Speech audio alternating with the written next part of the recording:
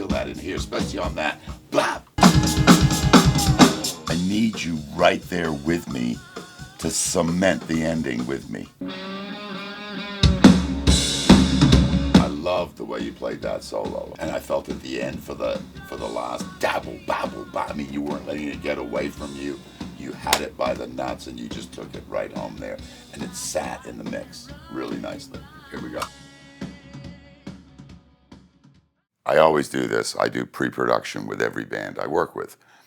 I like to spend at least 1 day per song, so if it's 12-song record, 12 days, in a rehearsal hall. In this situation, we went to SIR, Studio Instrument Rentals, which is pretty incredible. They have a whole array of gear, and you order it up for the day. We ended up in this beautiful little room. It was at the very end in the corner, and this was the first time these guys had really done pre-production, going through all the songs, keys, arrangements.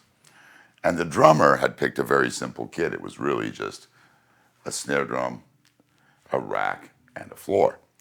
He didn't have the extra one there, and he says, you know, I'm going back and forth. Should I use it or not use it? I said, well, it's always great to have a drum there, even if you don't think you're going to use it, because somebody might go, wish we had one more floor tom. You know, because he likes to play everything simple, like old school. So we did add a 18-inch floor tom. So what you're seeing is like a Ringo Starr type Ludwig kit. This is a pork pie snare. Now, I use this quite a lot. I love this snare. It's kind of like a Black Beauty, but it's cheap. It's not an expensive snare. It's about maybe $300. The energy is there. So I want you to just sit down on this last two choruses. I don't want you to move. I just want you to sit down and just bang it out so that the band can fucking wail. Here we go.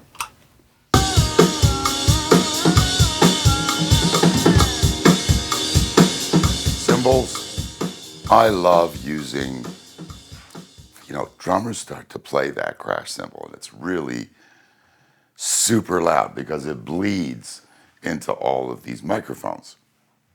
So you got to be careful. I love the thin. I love 18, 19 thin. That way it doesn't keep ringing so loud. And you got to hit them at a certain level as well. So on this one, I've got the 20-inch ride, and I've got these crashes here. He's not playing all of them. And sometimes if I want to hear a different cymbal, we have them, but they're set up. I think he's only used that one once in 4 songs for a section. But it's great to have an array. Another thing for the studio is replacement parts. Something's always going to break. I don't know why. You know, sticks break, we know why, because you're smacking the drums. But heads start to dent, and then, you know, things start to kind of loosen themselves. All the lugs fall apart. And in this situation, the hi-hat started to unscrew. And it was fine all week. It was perfect. So you've always got to have a budget to make sure that you can replace something while you're recording. Because just like everything else, the chances are something will happen technically. So in this situation, again, everybody has different clues and ideas about snare drum heads. Some people like clear, ambassador, you know, the dot, pinstripe. Other people like, you know, just basic, you know, normal snare drum, or heads, Remos. And I go back and forth on each song. I think when I do this, I probably think about the tempo of the song and how long this is going to last. Because the modern snare drum heads, they're better made, but sometimes they don't have that old sound. I can't really describe what that is. It's more of a thud as opposed to a crack. And sometimes when you're playing a slower song, you really want to have that sound. So I have actually changed yesterday the snare drum head because we had a clear on it, ambassador, and it sounded great.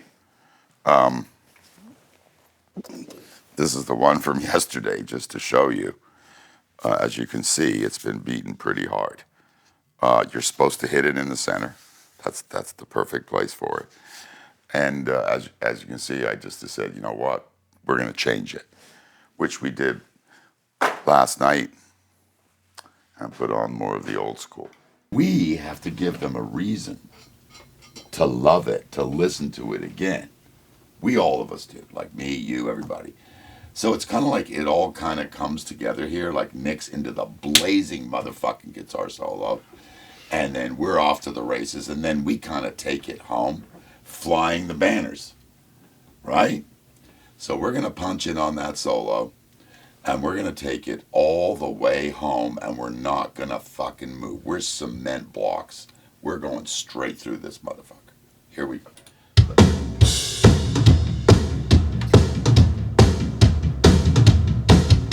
The microphones we're using here are Sennheisers on the toms, and on the top of the snare, an SM57. These are overhead mics for the cymbals, condenser mics, and this is his talkback mic to talk to us.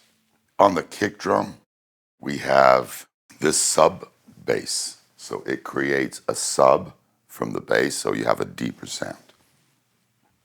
It's like another microphone, but it gives you the sub sound, which is always great to have. There's also two stereo 67s over there. Basically, they're sitting right near that cupboard. They're going to pick up the reflections of the room as the drums hit the brick. We got brick behind us, brick in front of us. They're going to pick up everything. And basically what's floating around the room, we'll be able to control it. So that's why I like this room. It's not a huge rock room, but it's big enough that you will feel like you're playing in a larger hall once you put these mics up.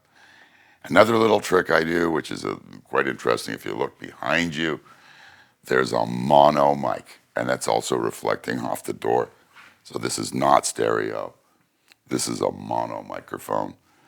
And what I do with this microphone usually is compress the living hell out of it because it's picking up the room.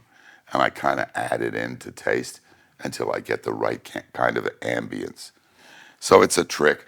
A lot of people put them in front of the drum kit. In this situation, I didn't need to do that because of these microphones in front of it. When I started in the room, one of the first things that we did, and there was no engineers here, I kind of came here early, was I stuck these microphones way, way up there, you know, to see if it gave it that bigger ambience because of the reflections of the wood and the brick. I thought, you know what? It's a room, like, you can feel the ambience wherever you go. So putting them up there sounded tougher, and I liked it, but it didn't give me old school vibes. It gave me more kind of cement, hard rock vibes. And I'm not doing a hard rock band, so, well, it is hard rock, but it's not like metal or anything like that. So that's what these mics do, and the mono mic kind of complements them, and I just stick a little bit of it in there. Sometimes I like to spot mic, which is individually record the cymbals themselves and have these overheads as well so that I can pick up more of the cymbal. But the room is so small, I didn't really think I see either way the cymbals are going to be heard. But normally in a bigger room, I would spot mic each of them so that I would have more control. The biggest problem that we're going to have, that we always have, is every time somebody hits a cymbal, you have to understand it goes into the kick drum microphones, into the tom-toms, and into the snare. So you got to be really careful that the drummer doesn't hit too hard, because you can end up with a hi-hat, for example, that's louder than a snare drum because it's bleeding into the room. Sometimes what I like to do, and I didn't do it because I like the live vibe, but I didn't do it, I would put another kick drum in front of this, and then I would put a blanket and extend it with two microphones. One would be here, and one would be outside my second kick drum. And that basically creates a little bubble for the kick drum where nothing can bleed into it. The blanket protects it, any of the cymbals from leaking, so it's a pretty clean signal. I mean, the only thing that bugs me is it's got to have some humanness to it. You know what I mean? Remember I yelled at you before and went like that. Because it doesn't feel like we're going into chorus, it feels like we're going to second verse. Here we go. From the top. I sit in front of this like pretty well every day. I use the same console wherever I work. And in this situation, this is right now, this is my part of the console. And the engineer has that part of the console. We split it up. So I'm basically monitoring what we're recording and giving different clicks. I have a click shaker, tambourine, and even another bass that I program. And that feeds to the drummer because I might want this bass track to swing a lot. So I use this as another bass part to feed into the headphones. And when the drummer's finished, I remove it. But it gives the drummer something that's constant to play to. And then they play way more in time when you start giving what I call subdivisions.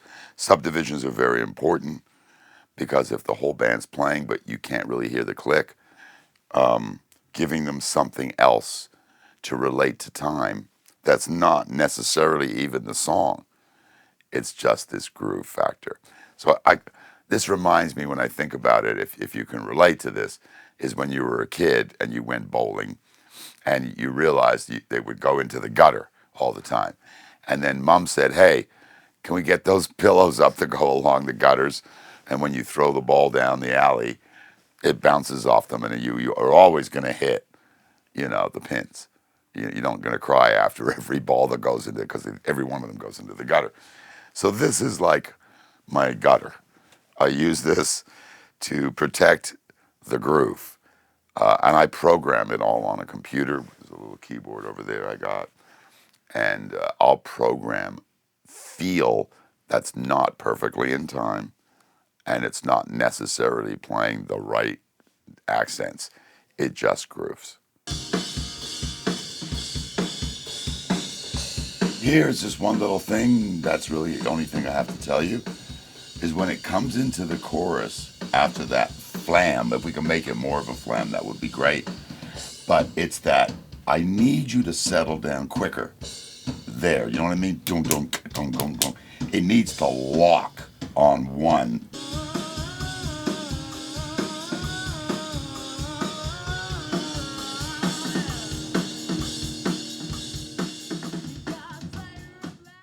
I'm also using this.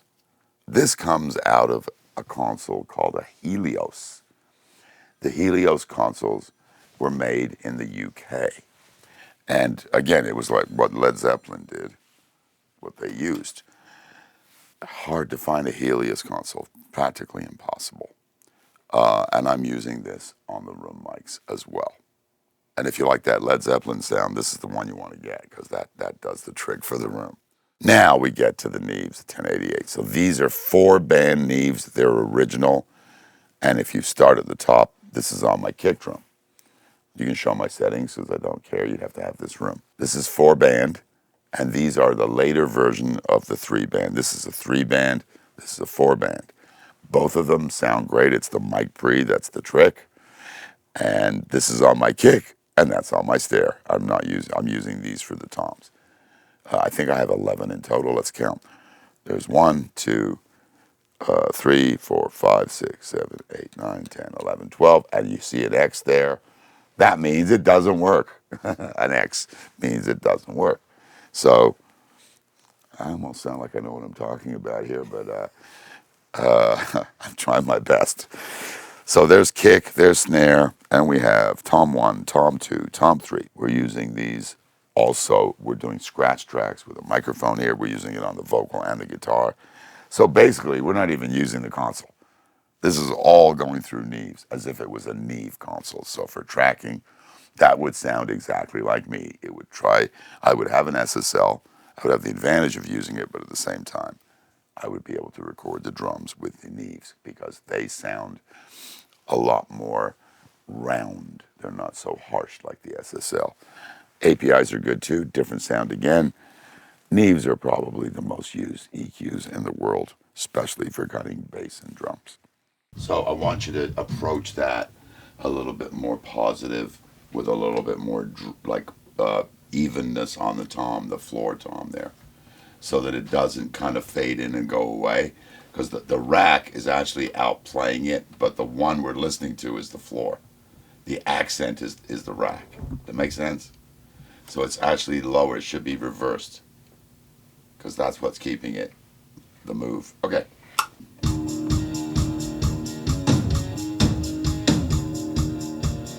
So I can talk about the problems yesterday that happened, and the normal things that go on in a recording studio, which in this case was like this thing got jammed about 3 times, the key. These gels that I buy that basically deaden the snare drum, as harder he hit, these things come off. So I'm just sort of giving you the things that happen that are quite probable. So these things obviously tighten up. You got to make sure, sometimes you even need an extra one of these because you don't know what's going to happen. Remember, we're dealing with all screws, which is crazy. These do fly off, and then after the song, you got to go around the floor looking for it. That's very typical. But without them, you're going to get a lot of ring on the snare drum. And without getting too nerdy, if I did take that off, it would kind of ring a lot more than it is. Other problem I had yesterday was after you hit the snare drum hard for hours, it starts to drop in pitch. This is where we have a special lug and screw, and we basically tweak everything what we call 1/8.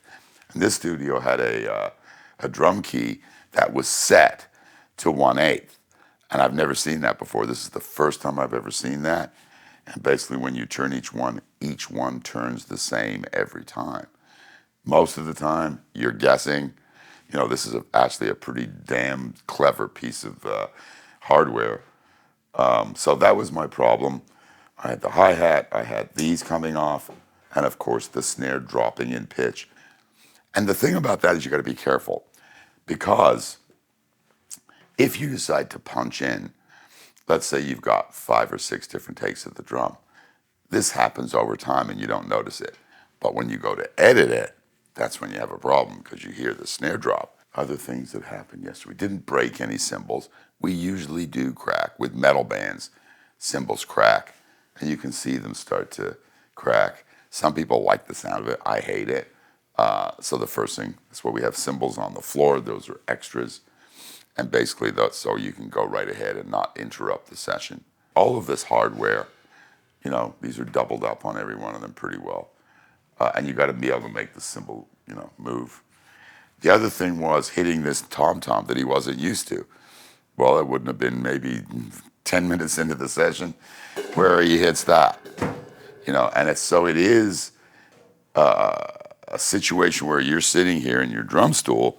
You got to be very aware if you're not used to this drum and you go to hit a cymbal, it's very easy to miss it and hit the floor tom-tom. I mean, because remember, you're going around the drums, and this is the very last thing. And you might not know exactly, but if the cymbal is any further away, you would have to reach for it. So it's all about positioning, and every single drummer has their idea of how far everything is away so that they're comfortable, like the height of the seat. Where they're sitting, can they sit straight up, which is what you're supposed to do, sit straight up. No, you can't play like this, leaning over, although jazz guys did. And of course, the kick drum. Now, talk a little bit about the pedal. This is another tip I'd like to share. Sometimes it's hard to hit the kick drum the same every single way. It's like, and sometimes kick drums can be early and late, and then you get into the editing part, which is very, very complicated because you want to make sure you maintain the feel of the take. But once you snap that to the grid, all bets are off. You don't have that ability anymore. So that does change once you start putting everything perfect. And I don't really like those kinds of things. I like editing where it feels natural, especially if you're doing a more organic band. I think we all love the old rock, and we know why, because there was no click track. Led Zeppelin starts off at 116, and the end of the song you're at 129. It's just the way, that's because everyone gets excited, and that's why we love it. So today, music is mostly perfect, especially pop music, it is perfect. But drummers adjust little things, and this is where I was going with it. You know, if you set your pedal too far back, it means that it takes longer for it to get there. And that longer, when I say that, I mean 100 milliseconds or 80 milliseconds, split fractions of a second. But if you get it in a sweet spot, how far back it goes or how close it is, it can maintain some balance of the ability to basically hit it the same way every time. Drummers also move their knee around a bit, like that takes a little bit of time. So measuring off the beater to the head and getting it in the right place, I guess I might be getting nerdy here, is an experiment. You say to the, if you're a producer, you say to the drummer, can you move your kick drum pedal maybe a little bit closer to the head? And it literally changes where that kick drum lands. And if they're used to it being so far back or whatever it is, they get used to the chain. You know, it's like a bicycle. That way, you know, they might have to adjust their technique and their style. So I like to mess around in the studio to get the best performance, but at the same time, try and make the drummer comfortable. But just because they have it a certain way doesn't mean it's necessarily the right way to do it in the studio as opposed to live. So there's lots of little things to adjust all the time as the song goes.